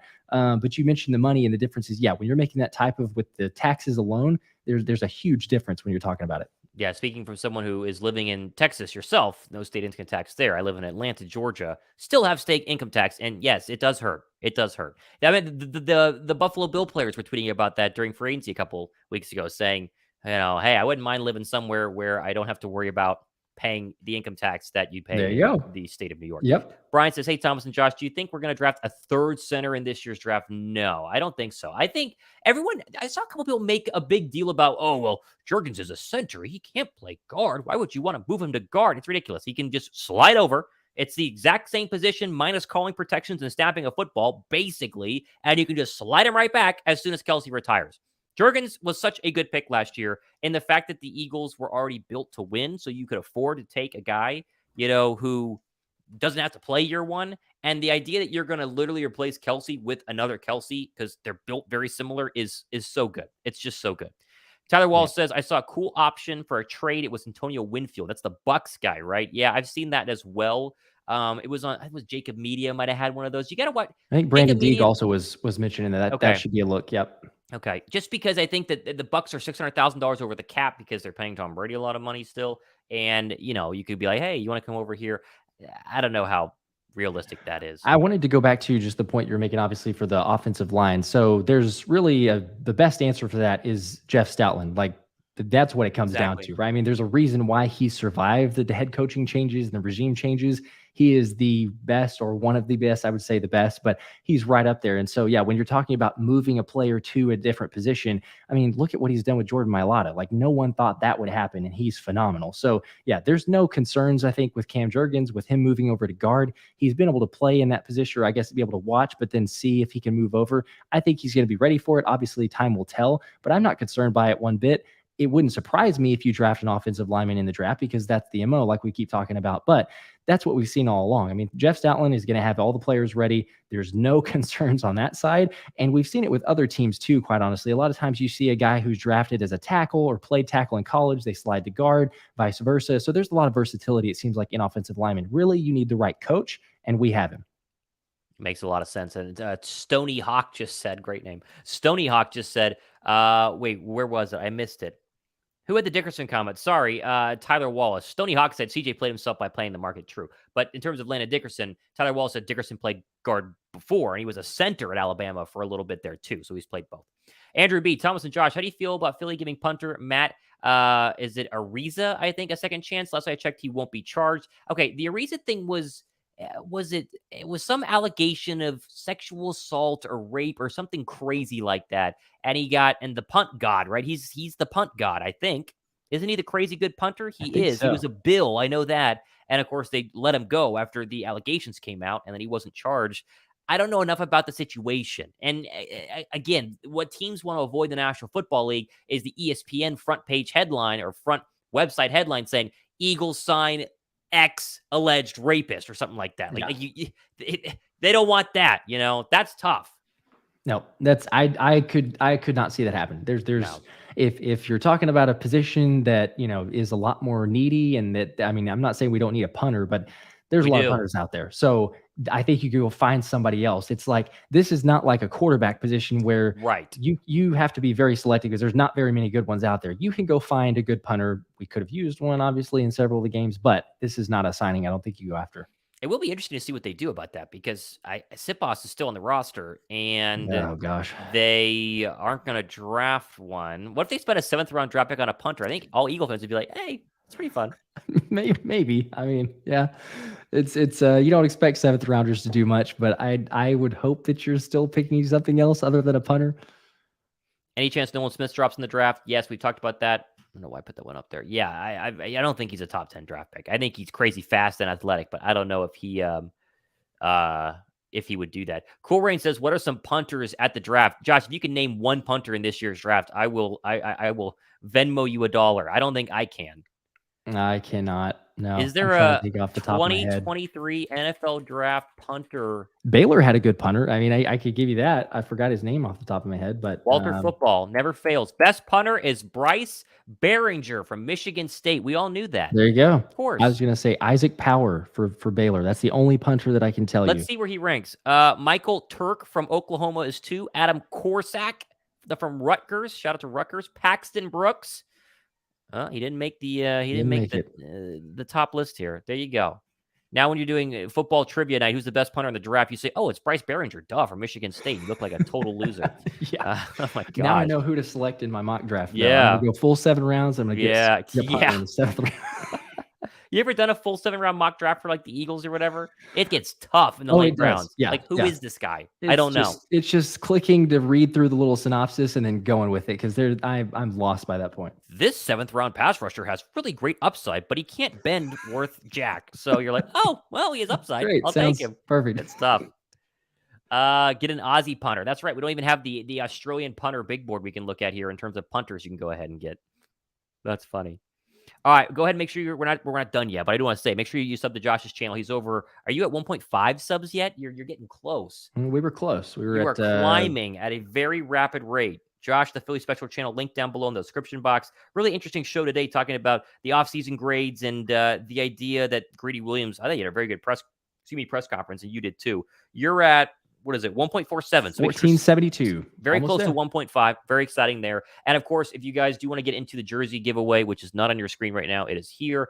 We're doing this live show every Wednesday, and then we're going to be live night 1 of the draft, night 2 of the draft, and probably recapping at some point day 3 overall. So the jersey giveaway is going to be a lot of fun. We're giving away one of them for everyone who super chats. $1 is one entry, so you can enter an unlimited amount of times, technically. And there are going to be more things to give away as well. I think Josh and I have talked about that. We're going to reveal that hopefully next week, but there'll be a lot more giveaways. We're going to start doing giveaways during each show, too. So a lot of giveaway opportunities because we think you guys, I mean, we really appreciate you guys. And now your super chat, you guys are the best, actually means something. So it's great.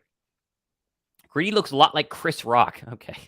Kind of does. I saw a lot of comments about that actually during his presser. If you watched it, the live, it just kept going on. And I could see that. I could definitely see that. We didn't mention Nicholas Morrow hardly at all. Someone asked about Bobby Wagner earlier, and we talked about how the odds of them, spending money on Bobby Wagner are very, very slim. But I think you and I both agree the Morrow signing is very good. Like, I didn't even know the guy was a free agent until they signed him. No one had him as on the radar. And I went, oh, they got some weak linebacker. And then you looked and it was like 122 tackles, played all 17 games last year. He's 25 or 26.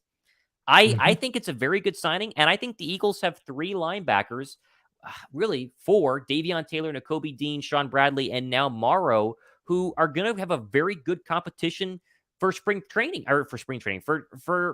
camp. I think that's going to be the position battle group to watch as we get into training camp, where these guys are no idea who's going to start. What if, you don't have to start Dean because he's not a 1st-round draft pick, right? So there's still a chance to start any of these guys, and it's anyone's game. And so I think it's going to be very, very interesting. And I think linebacker is the position battle to watch, and I like Morrow. I do too, yeah. And it's like what we talked about. You're always trying to sign to get depth, but I'm with you. As soon as they signed at first, I was like, okay, kind of probably solidifying some stuff, but I didn't actually know stats-wise where he was at. And then I looked at it and say, okay, hey, you know what? That's not too bad. Granted, yes, it was with the Bears, so you could I saw some people saying like, well, yeah, there's all sorts of tackles to be had, which is true, but still, you got to be the one to make the tackle. So I think that with his stats, the fact that, and his presser was today too. So if you didn't see that, you can go check that out. The Eagles released it, but he's a guy who, again, it seems like almost every one of these interviews so far has been very much the same, almost identical. It's a refresh. It's a restart. I'm happy to be here. I'm excited. Obviously, every one of these players seems to have some sort of injury history in the past, but it's like they're seeing this as a refresh and they're going to be able to kind of rejuvenate their career. And I think if you're really looking for guys who obviously buy into the locker room culture, but also a very, like we've said, low risk, high reward, these are the types of players because they're saying, you know what, this is a fresh start and I can have a career year, a phenomenal year. And look at what's happened to several of the free agents that signed with the Eagles. And now look where they are. They're unfortunately maybe gone, but they got great deals. So I think it's a great story to tell the Eagles free agents that are coming in right now. But I love it. I love the signing. Brian Bidding makes a good point. We basically traded TJ Edwards for money and a compensatory pick and Morrow. It's essentially what you got because you lose him, you get the compensatory pick, and then you get a linebacker to replace him with and more money to spend. I love the Josh Davis. I really like Josh Davis Philly Special Show. There you go, Brian. Big fan. Thank you. Appreciate that. Who doesn't? He does a great job. Green's gonna be way better than Josiah Scott. I hope so. Liability, Josiah Scott. I feel bad. Yes. I that last cornerback spot was coming down to Josiah Scott and who was that other guy in training camp? What was his name?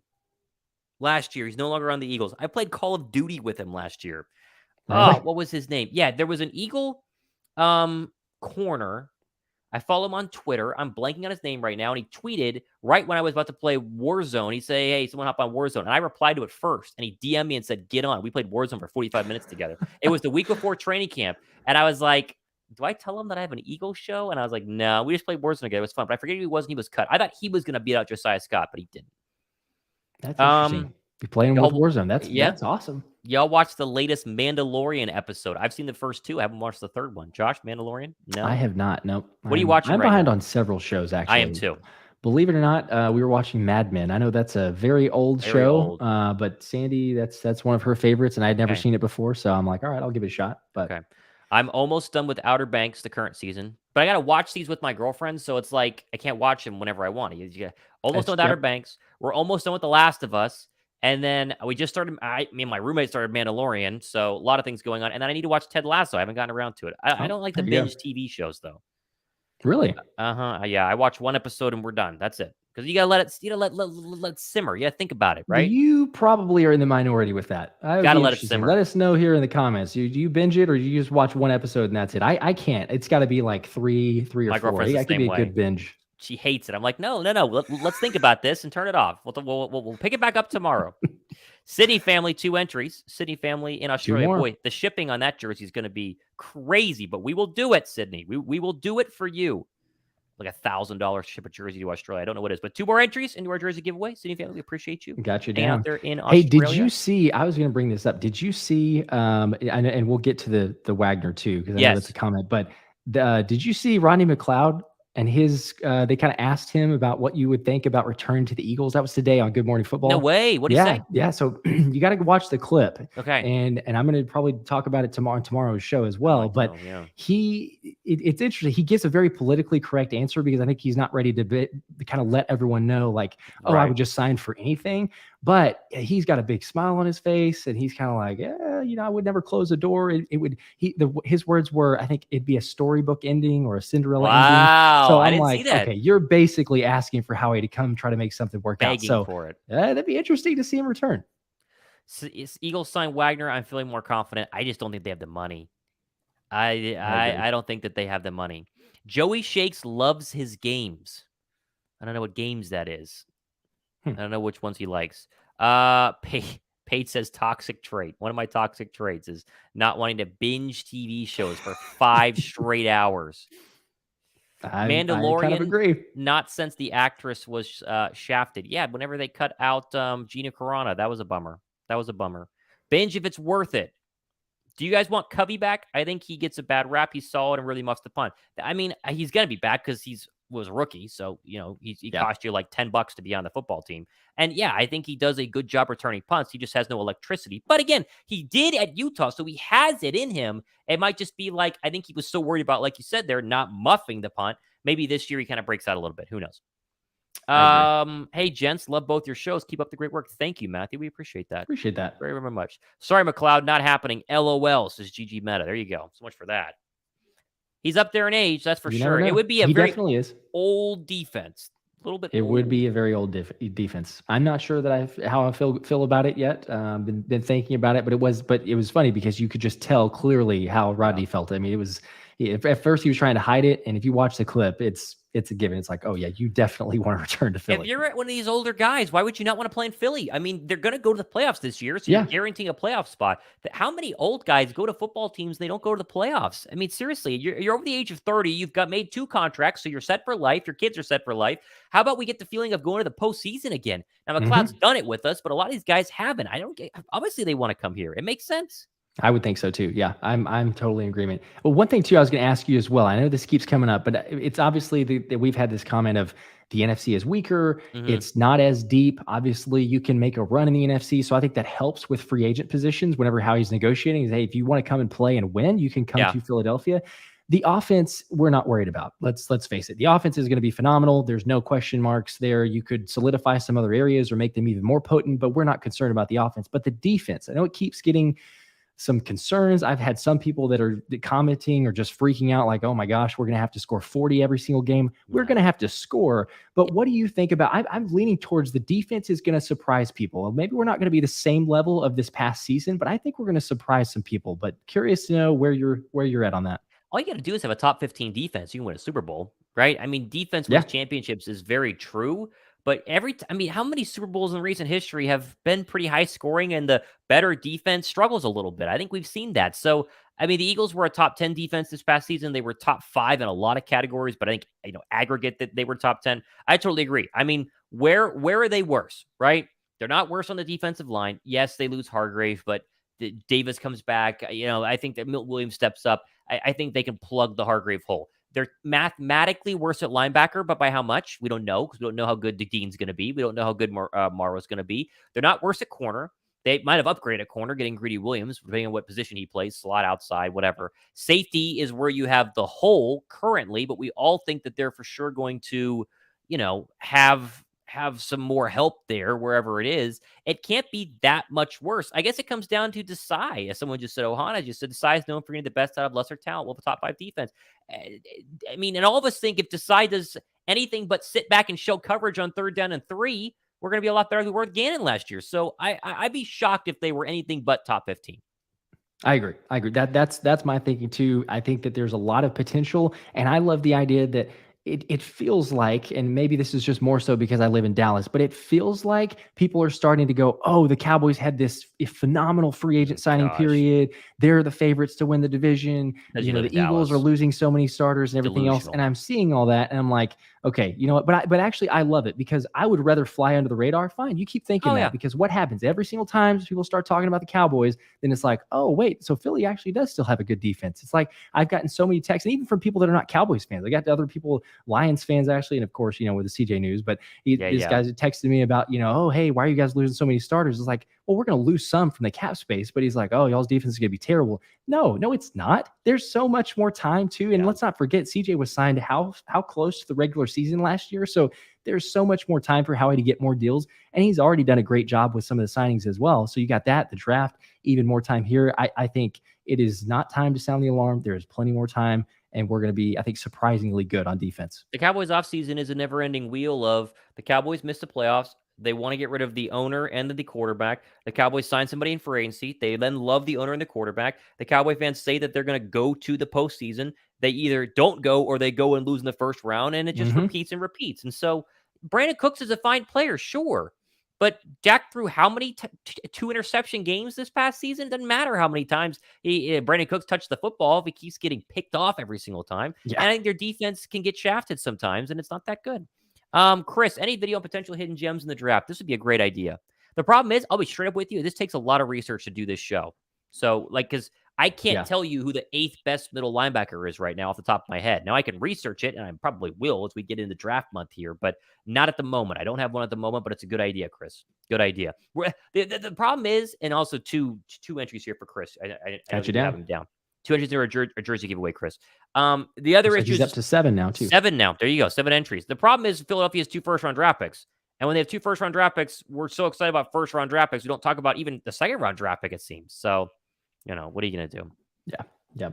I really have to rely, honestly, on the mock drafts, the scouts, Yes. the everything, because, Yes. quite honestly, like you say, it takes a lot of time and all the other time that's already invested in this, plus a 16-month-old and everything on top. So it takes a lot of time. Definitely as we get closer, probably have some of that stuff, as well as obviously all the draft coverage. But right now it's if you go past really probably the first round, definitely the second round, I'm just going to start guessing at that point. I got to look up other people's info that they've already come up with. Believe it or not, Josh and I do have full-time jobs besides doing these shows. We wish it was just the shows, but we do enjoy our full-time jobs because they help feed us. So it's good. I saw a couple of good comments here. Let me see. Oh, where was it? GG Meta says, you guys know Dallas is winning the Super Bowl this year, right? With the laughy face. Yeah. Every year. It's their year. It's crazy. It's their year. Ohana Means Family, good question. Outside Super Bowl 52, what are your favorite Eagles memories of all time? I love the 2010 Vic team. To me, that was one of the most fun years of being an Eagle fan because they were very much like the current team in that they had really good receivers. They had a very fun running back. Maybe we have that. Michael Vick was incredibly fun. I will stand by it to this day that if Deshaun Jackson is not tackled by his shoestrings in the wildcard game against the eventual Super Bowl champion in the Green Bay Packers, they probably win that Super Bowl, right? They probably win that Super Bowl. And then I'll give you one more. I think the 2018 double doink and ensuing Saints playoff game was an absolute blast because it felt like you were playing with house money and it felt like history was repeating itself. We just won a Super Bowl. We had no pressure to win it again. In comes Nick Foles. And what do? You get a double doink, very low scoring wild card win or first round win, same as the Atlanta game, right? Low scoring.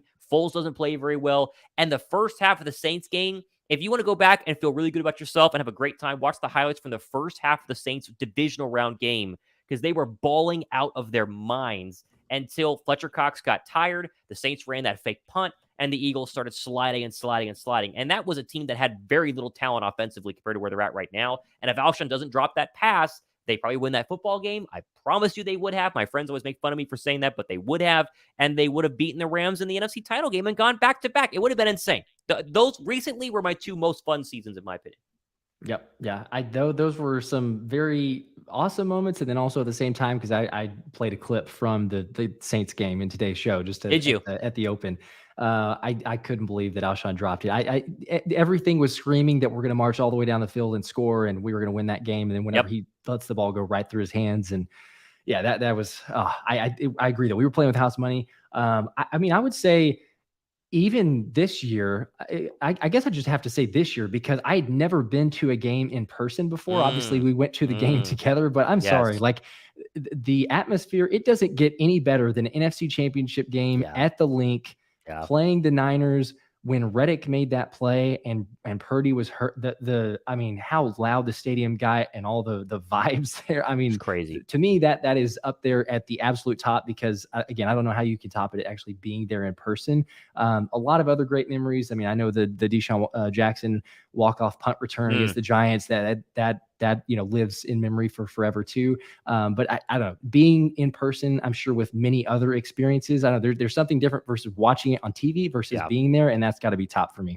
Josh and I will be at games together this year for sure. Make no doubt about that. Shout out to Mike and Lamb. We tailgated with. I took it with I was at the divisional round and the NFC title game. Tailgated with them twice. Great time over there in lot 27, if I remember correctly. I don't remember. We will be there again. Experience for sure. Bennett Branch, exactly. Skip may be delusional. He speaks similar to the large portion of the fan base. It's why Skip Bayless is famous. It's because he literally speaks for all of Cowboy fans. So they won't fully embrace him because he says ridiculous stuff all the time. But if you ever meet a true Cowboy fan, it's literally Skip Bayless, insert their age. I know many 26-year-old Skip Baylesses that root for the Cowboys. That's very true. Brandon and you always see their Facebook posts coming around like right around preseason just about to wrap up, and you just never fails. Brandon Cook is cooked. Gilmore is old. A.J. Brown and Monty Smith are going to run through Gilmore. I agree. Full-time jobs. Why?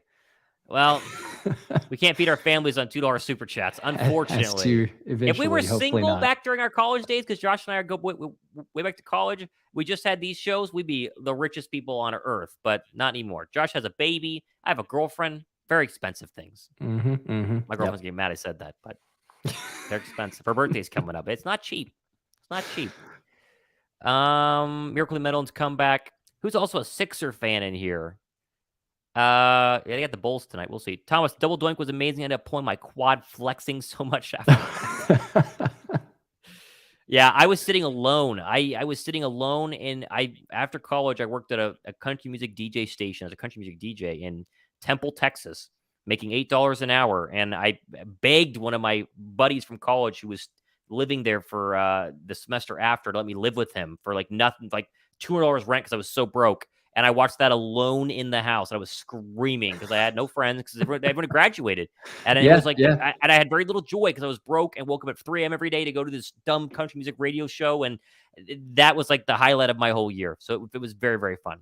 Good times, good times. I think, I mean, to this day, I'm pretty sure I can remember every single Eagles game. And then that's, living here in Cowboys country. There's a lot of Eagles fans, but I haven't been able to really get around or go to very many Eagles watch parties. But one thing is consistent. I pretty much remember every single big highlight moment is like text you, and even the same thing when the double doink happened, I was like, oh my gosh, are you kidding me? Like, I just couldn't even believe it. So I thought it was awesome whenever we actually finally got to see a game together in person because we had always chatted about it. Yes. That was phenomenal. I'm looking forward to some this season. We got to go to maybe the Cowboys game. That would be fun. I think I marked that one down. That would be fun. Franchise, I could fly into Dallas if we go to the Cowboy game and we can be in enemy territory. That'd be fun.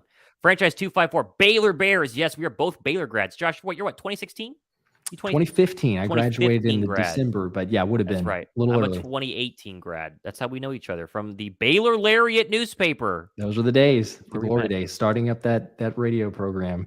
Sick'em. There you go. Love that. Chris wants 10 more entries. GF Baby Fun. There it is. All right. Chris, you're the man. Chris, Josh's baby will eat tomorrow because of you. She is so happy. And my girlfriend, awesome. I'm going to buy her something nice. I'm going to get her something real nice. I'm going to get an engagement ring with this money right here. That's what she really wants. Yeah. She's getting a big old diamond. Chris, no, seriously. Thank you, Chris. 10 more entries. See, if we had everybody donate, what Chris just did, we could afford to feed our families. It's true. We could quit our full-time jobs. Oh, here you go. I got to throw this one up. Only if Sean Lee played. How many times have you heard that from a Dallas Cowboy fan the past couple of years? That is the excuse. That is literally only if Sean Lee played. If he had played, we were going to win it. It's that excuse, and it's Des caught it. So that is the number one that you keep throwing out there, which is almost like, oh yeah, we basically won the Super Bowl, or we would have, because if he had caught it, we would have won the game, would have gone further, we'd eventually made it to the Super Bowl, we would have won there. Yeah, it's all these hypotheticals. Like, okay, well, sure, just keep telling yourself that. Yep. DD4LC, you need to come to a game in Philly. I went to 3 last year. I went to the Jaguar regular season game. I went to the divisional round, took my mother, and then I went to the NFC title game. So they're undefeated. They've never lost. And I went to a Saints game back in Saints-Eagles back when Sam Bradford was the quarterback. Goodness gracious. And so I've been to 4 in Philly. They've never lost. So I'll be there next year. There you go. They're undefeated for the games I've gone to. Only one game at the Linc, obviously NFC Championship, but I've been to 2 other games at the Cowboys AT&T. They never lost? They never lost. There you go. Will she say yes? What do you think, babe? Honey, I know you're watching the show. Are you going to say yes when I propose? What do you think? Too young, Thomas. Drag your legs a little. Gee, she's going to hate that one. No. Oh, Sydney, you shouldn't have said that. I'm 26. Is it too young? Should I wait till I'm 28? Josh got married pretty young, right? You were pretty young. Fairly young, yeah. Drag your 25. legs. Wait for the text. Okay, just wait for the text. It's coming. She for sure saw that. There's nothing like the atmosphere. That's funny. After like being around passionate fans just like you. That's true. That's very, very true. Why weren't you at the Super Bowl? Because it was $4,000. I looked at it. I looked at going to the Super Bowl. It was way too expensive. Yeah. Those were astronomical prices. The NFC Championship game was pretty expensive, but Super Bowl, once I saw that, I was like, nope. It was kind of hard enough to get the go ahead to do the NFC Championship. The Super Bowl is not happening. Caden says you're 26. How old do you think I am? There's my girlfriend. She says, LOL, dragging your feet. No. Yeah, she didn't like that. I told you. How old did you think I was? I look 26, right? 23? I don't know how old I look. Vegas next year. How old does the mustache make you look, with or without? That'd be the question. It makes you look better. It doesn't matter about age. It's better overall. The Super Bowl is in Vegas this year, and I was born in Vegas, so I don't know. Maybe I got to go if they get it. How come Brian Johnson and Sean Desai haven't had their press conferences? Sean Desai hasn't had his press conference, has he? That's interesting. That's a good point. We've seen all the players, but that is a good point. I don't know why we haven't seen him yet. Yeah. Maybe why wouldn't you? You're bringing in all of his players there. That does make sense that you would, but who knows? I look at least 30, 32 at least. Damn. Do I really? Wow. I look ancient. I mean, somebody 30 said is today, dead. 30 is the new 20. That's what I heard today. Oh, did you hear comment that today? on my show today? Somebody said 30 is the new 20. So, jeez, 32. My goodness. I'm 30. There you go. But Josh doesn't look 30. You think I look older than Josh? Yeah, let's see how. Yeah. You guys look young. I'm curious. Thank you. Yeah, I know. He says, LOL. No, I'm joking. Okay, good. I was going to say, you and Josh need to go together to the Super Bowl. Can you split the cost? Well, we can't split the cost of tickets, right? That's the problem. I don't know. If these shows blow up, maybe we'll go to the Super Bowl. That'd be fun. That would be fun. We should make a bet right now. I think it'd be sending good vibes out there for next year's Super Bowl if they make it. Come on. If they make it, are we going to go? We go. I say let's do it. We got to get your wife to sign off on that, right? Because she's probably we're going to put it out there, and then we'll figure out the logistics. If they do go, sure. If they do go, sure. I'll go. Right. I'll go next year. There we go. For sure. Super chat for it. It's a lot of super chats. That's an insane amount of super chats. Holy cow. $4,000. I think it was 4, right? When it came. Yeah. I think it was 6 first. I think it jumped up 6. It was like 6 or even almost 7, I think, at first. Yeah, it was a lot. Yeah, I mean, I'll be honest. The NFC title game was less than $1,000. It was close, but it was less than $1,000. It was that was crazy because I was like, why not? I've done divisional round, NFC title game. Why not go to the Super Bowl? But it was such a massive jump to the Super Bowl. It was too much. Yeah, it's like, let me sell my kidney. I don't know. If I don't know Tom's age and just tried to guess, I'd say 24, 25. That's good. I may come over next season with a family from Australia. You should for a game. That would be very fun. Very fun. Favorite Eagle on the team today? Devontae Smith. I have his jersey over there. Definitely Smitty. Smitty on the show would be incredible. Everyone send $100 so they can go. That'd be something. Andrea, $4 for the Super Bowl fund. Oh, that's too nice. Thank you, Andrea. Thank you. Only 3,995 to go. We're almost there. And that's just for me to go, right? Because I'll just leave Josh if that's the case. Yeah. Andrea gets the 4 entries. So you're up to 20 now. We got you down. There you go. 20. Hey, 20 entries is pretty good. Brazil for kidneys. There you go. I mean, sell a kidney for a Super Bowl. If everyone did send $100 right now, then we would have a pretty good chunk. But that's not going to happen. That would definitely make and you would shave your mustache. So I would. That's right.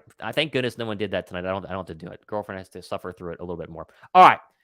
1 more minute. We'll answer some questions. Then we got to go. Josh has put a baby to bed, and I have to. What do I have? I'm gonna hang out with my girlfriend tonight. So we got different things going on. So we appreciate everyone watching. Obviously, plenty more entries into our jersey giveaway every Wednesday. Linc Live. Oh, you guys are subscribers. We know that people watching this late on an hour and a half long live show. We appreciate each and every one of you. Josh's show has grown dramatically. I had 10K this past week. Really cool launch coming up next week. I tease this at the end of each of my shows. I know people have caught on to this. I think it's something you guys are really going to enjoy. And it's something that Josh knows about and has worked with or on it for me as well. They're sitting right over here. I can't show you. It's going to be fun. And I think you guys are going to like it. It's something that I want to kind of give back to everybody who's watched my show for so long, but I can't say what it is yet because it's not ready. So we'll see what that is, but subscribe, stay tuned for that. It's going to be a bunch of fun. Thomas and Josh, Eagles don't make it to Super Bowl. Who do you want to make it? Oh, what kind is there an NFC team that you'd want to go? I like Joe Burrow. I want to see Joe Burrow win one. I can't think of a NFC team I want to see go. Yeah, any NFC team. I mean, this would be. There's no way that this would happen, I guess, or I could see it happening. But Carolina. I mean, Frank Reich. Yeah, right. I appreciate him from the days being back here. Yeah, I guess if I got to say an NFC team, probably. I try to say I covered Atlanta for so long at 92.9 here in Atlanta, living here, first big radio station that took a shot at me, and I think the fans are starving for one. And so if I had to give one to him, I'd probably say Atlanta. But they did have one stolen from 28-3 up against Brady. Yeah. Matthew says Lions. Yeah, maybe the Lions. You just got to think of teams that you don't hate. Like, we don't like the Vikings because they're crybabies. The Saints are super annoying. I was going to say, Matthew, you said minus CJGJ. Like, his whole conversation, tweets, and all the other stuff now, beforehand, I would have been like, you know what, fine. You guys go. If we can't make it or whatever, we get knocked out, that I wouldn't be too upset. But yeah, with that, no, I wouldn't. Very dramatic. Super Bowl. Very dramatic. Lions or Bears. All right, guys, we're going to go ahead and log off here. Another Linc Live is in the books. We got plenty more shows coming up next couple of days. Be sure to subscribe. Stay tuned for that. We appreciate each and every one of you. See ya. Thank you, guys.